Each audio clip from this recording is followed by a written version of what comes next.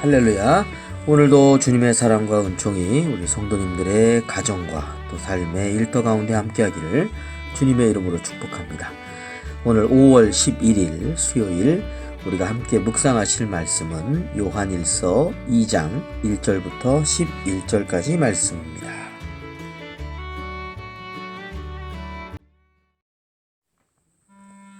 나의 자녀들아, 내가 이것을 너희에게 쓰면 너희로 죄를 범하지 않게 하려 함이라.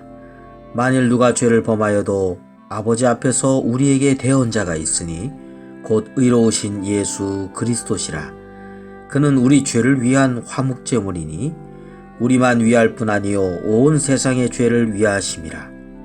우리가 그의 계명을 지키면 이로써 우리가 그를 아는 줄로 알 것이요 그를 아노라 하고 그의 계명을 지키지 아니하는 자는 거짓말하는 자요 진리가 그 속에 있지 아니하되 누구든지 그의 말씀을 지키는 자는 하나님의 사랑이 참으로 그 속에서 온전하게 되었나니 이로써 우리가 그의 안에 있는 줄을 아노라.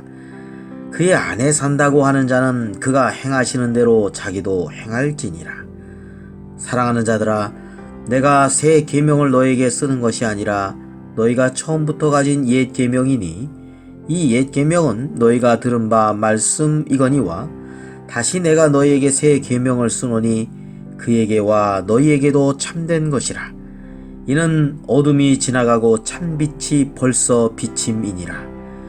빛 가운데 있다 하면서 그 형제를 미워하는 자는 지금까지 어둠에 있는 자요 그의 형제를 사랑하는 자는 빛 가운데 거하여 자기 속에 꺼리낌이 없으나 그의 형제를 미워하는 자는 어두움에 있고 또 어두움에 행하며 갈 곳을 알지 못하나니 이는 그 어둠이 그의 눈을 멀게 하였음이라. 아멘.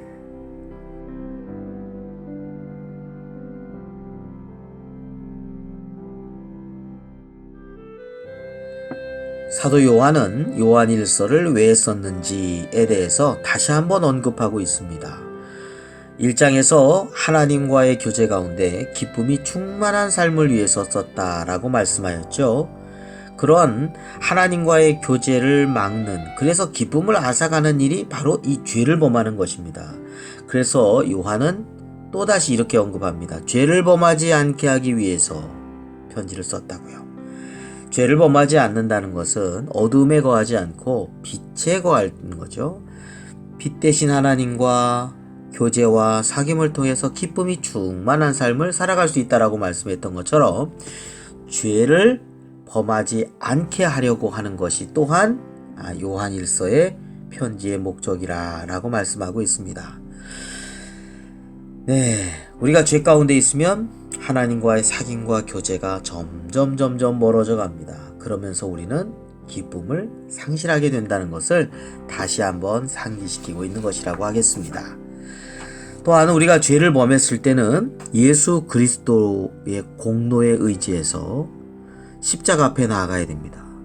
우리의 죄, 온 인류의 죄를 위한 화목 제물이 되신 우리 예수 그리스도의 십자가의 그 속죄의 은혜를 의지하여야 하는 것이죠.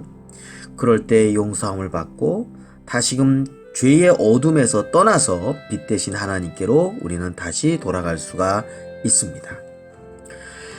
요한일서에서는요, 하나님과의 교제가 참 중요합니다. 그런데 하나님의 말씀을 지킴으로 하나님의 사랑이 참으로 믿는 그 성도들 안에서 온전하게 된다라고 말씀하고 있죠. 말씀을 지킴으로 우리가 하나님 안에 거하는 삶이 된다라는 것입니다.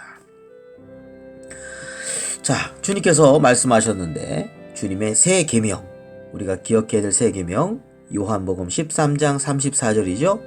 새 계명을 너희에게 주노니 서로 사랑하라. 내가 너희를 사랑한 것 같이 너희도 서로 사랑하라. 이렇게 말씀하셨습니다.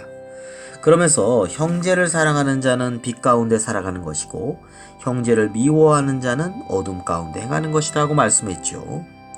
주님께서 주신 이 새 계명을 잘 지키면, 서로 사랑하라는 이 계명을 잘 지키면 하나님과의 사귐이 있게 됩니다.